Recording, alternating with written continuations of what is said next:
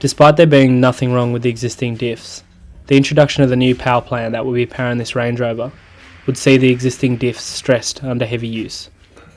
So after speaking to the customer about the upgrades required, I came across a complete set of diff housings off a late model Defender that had all the required upgrades to handle the bigger horsepower on this build. So I went about dismantling, inspecting and rebuilding the housing to near new condition.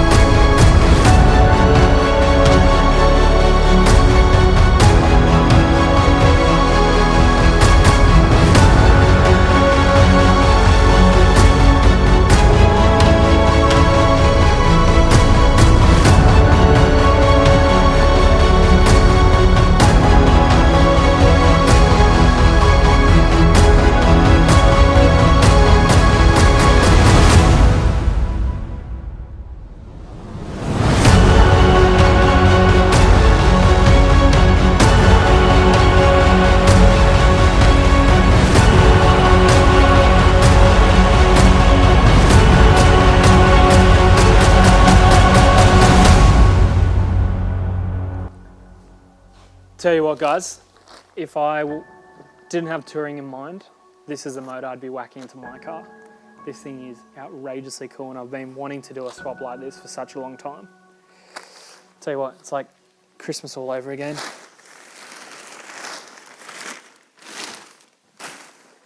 Welcome to the motor that's going into Project Sahara. This is a 6.2 litre supercharged V8 straight from General Motors, also known as the LSA. Now this thing is good for close to 600 horsepower, which is roughly about, I think, 4 times what that originally had back in 77. So it is an outrageous increase in power, but at the same time, I think for cruising and like using it for longer distances, this is just going to make it so much more usable. It's going to be able to cruise at higher speeds. You know, there won't be any lags up hills. It would just be, I think, a lot more of a nicer car to drive. And obviously that comes with having a modern engine and a modern gearbox. Right, so let's just get straight into it and make it happen. All right.